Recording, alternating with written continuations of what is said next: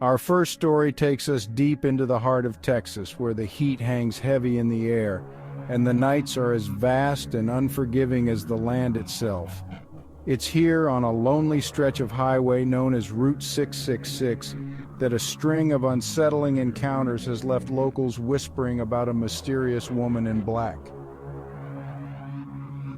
They say she appears late at night, a solitary figure swallowed by the darkness, her face obscured by the shadows of a wide-brimmed hat.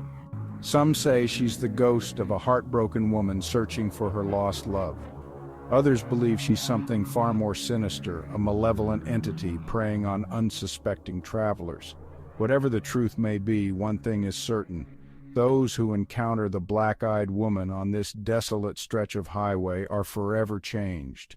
Some are driven to the brink of madness, haunted by the memory of her hollow eyes and chilling whispers. Others vanish without a trace, their fates forever entwined with the mysteries of Route 666. Our story follows Chris, a young man working the graveyard shift at a diner miles from the nearest town. Every night he braves the darkness, his headlights cutting through the gloom as he navigates the winding road home. Little did he know he was about to become another chapter in the chilling legend of the black-eyed woman. It was 3 a.m., the witching hour, when the veil between our world and the next is said to be at its thinnest. Chris was driving home when he noticed a figure standing by the side of the road. At first he dismissed it as a trick of the light, but as he got closer he realized it was a woman, her back turned to him. Chris felt a pang of concern. Hesitantly, he slowed his car, rolling down the window. "Excuse me, ma'am, are you okay? Do you need help?" His words were swallowed by the night, unanswered. Chris felt a shiver crawl up his spine. This time the woman slowly turned, her movements stiff and unnatural. As she faced him, Chris gasped, his blood turning to ice in his veins. Her face, pale and gaunt, was locked in a grotesque parody of a smile, and her eyes were nothing more than two black pits, reflecting nothing but the abyss. A wave of terror washed over Chris, paralyzing him with fear. His breath caught in his throat, his heart pounded against his ribs like a drumbeat of dread. He wanted to scream, to run, to do anything but stare into those bottomless eyes. But he couldn't move, couldn't breathe, couldn't tear his gaze away from the horror that stood before him. Then, in a voice that seemed to slither from the very depths of his nightmares, the woman spoke. "You shouldn't have stopped, Chris." Her words dripped with malice, each syllable a poisoned arrow piercing his heart. Chris's name, spoken with such familiarity by this creature of darkness, shattered the last vestiges of his composure. He slammed his foot on the accelerator, tires screaming in protest as he sped away from the apparition. He didn't dare look back, his mind racing, his body trembling with a potent cocktail of adrenaline and terror. He had escaped, but he knew deep down that he would never be truly free from the chilling encounter. When Chris finally found the courage to glance in his rearview mirror, the road behind him was empty. The black-eyed woman had vanished, leaving no trace of her presence but the lingering scent of decay and the echo of her chilling words. Chris had survived the night, but he knew with a certainty that chilled him to the bone that he had become forever entangled with the darkness that haunted Route 666. Our next story takes us from the desolate highways of Texas to the seemingly innocent setting of a suburban garage sale. These events remind us that evil can lurk in the most unassuming places, even in the cherished possessions we bring into our homes. The Lawson family was excited to find a unique gift for their daughter, Emily. They stumbled upon a vintage porcelain doll, its delicate features and antique lace dress radiating an old-world charm that bewitched them. Little did they know, this seemingly harmless toy held a dark secret, a malevolent presence that would soon turn their lives upside down. Ruby, as Emily decided to name the doll, quickly became a fixture in the Lawson household.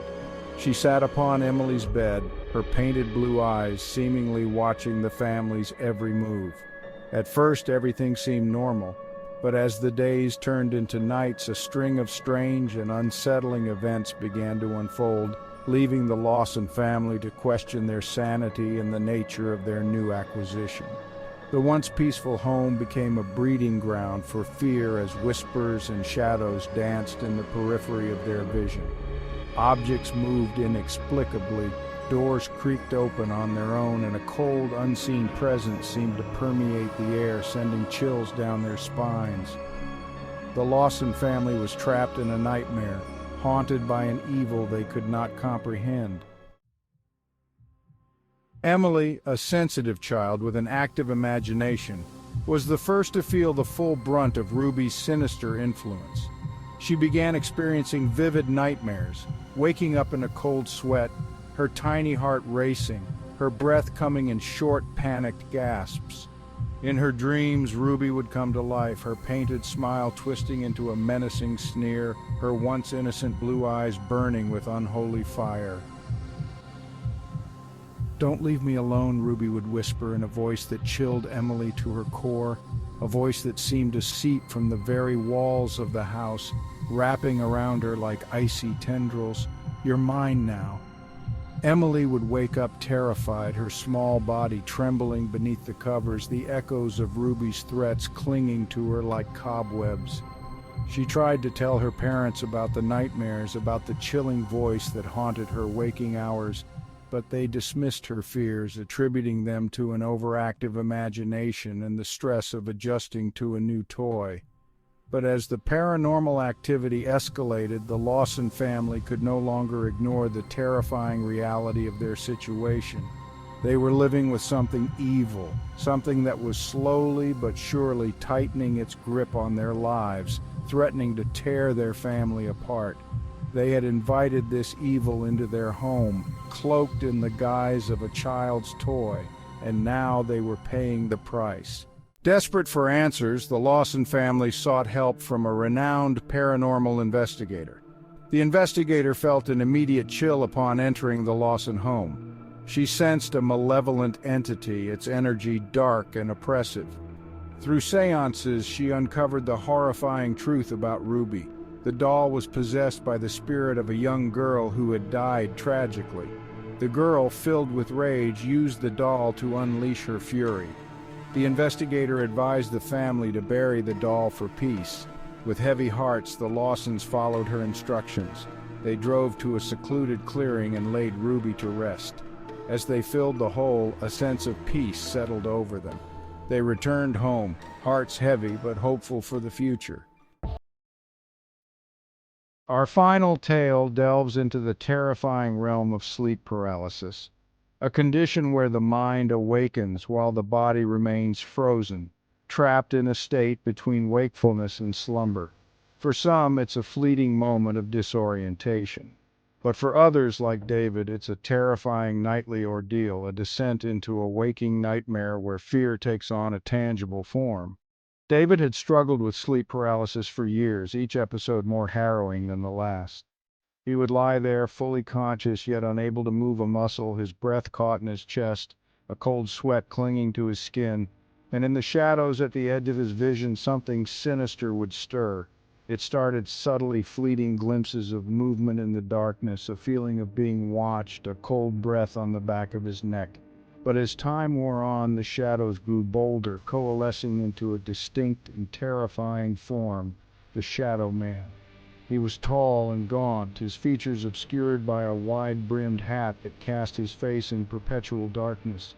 He had no eyes, just smooth skin where they should be, yet David could feel him watching, studying him with an intensity that sent shivers down his spine. At first, David tried to rationalize his experiences, attributing them to stress, sleep deprivation, or an overactive imagination. He consulted doctors, underwent sleep studies, even tried medication, but nothing worked. The Shadow Man persisted, his visits becoming more frequent, more menacing. He would stand at the foot of David's bed, his shadowy form seeming to draw strength from David's fear. Sometimes he would lean in close, his non-existent face inches from David's, his presence suffocating as if he were trying to steal David's breath, his very essence. David would try to scream, to fight back against the paralysis that gripped him, but his efforts were futile. He was a prisoner in his own body, helpless to escape the nightly torment inflicted by this creature of darkness. The terror extended beyond the episodes themselves. David began to fear the night, dreading the moment he would close his eyes, knowing that the Shadow Man awaited him in the darkness. His sleep became fractured, his days filled with anxiety and dread. The line between reality and nightmare blurred, and David found himself slipping deeper and deeper into a vortex of fear he feared he might never escape. Driven to the brink, David became obsessed with understanding his tormentor.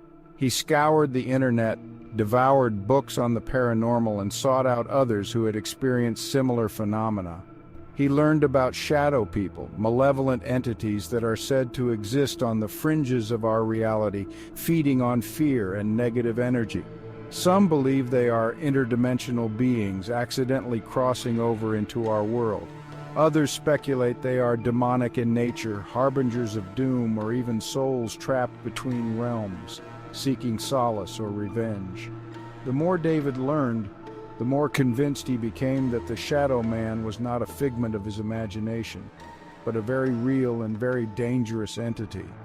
He tried everything to rid himself of the entity: meditation, visualization, even sleeping with the lights on. Nothing worked. The Shadow Man remained a constant presence in David's life, a dark passenger riding shotgun on his journey into the abyss. Desperate, David moved, hoping to leave the Shadow Man behind. But it was no use. The entity followed him, its grip on him strengthening with each passing day. David realized with chilling certainty that he was trapped, forever bound to the creature that haunted his sleep. A chilling reminder that some nightmares never end, even when we're awake. 3 stories, 3 chilling encounters with the unknown. Each one a stark reminder that the world is a far stranger, far more terrifying place than we often care to believe. But what happens when the walls we erect around ourselves crumble? When the shadows we try so hard to ignore reach out and touch us? Chris, the Lawson family, and David, ordinary people thrust into extraordinary circumstances. Their experiences share a common thread: the chilling realization that we are not alone in this world. There are forces beyond our comprehension, entities waiting to slip through the cracks in our reality. These stories remind us that the line between our world and the next is thin, permeable, and easily breached.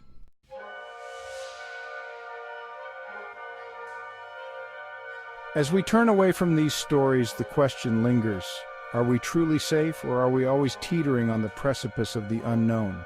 We may never have all the answers. The mysteries of the universe may forever elude our grasp, but perhaps that's part of the beauty. The unknown invites us to explore, to question, to embrace the possibility of more. These stories are a testament to belief, the need to make sense of the inexplicable. They remind us we are all connected to something far greater than ourselves. As you turn out the lights tonight, remember these stories.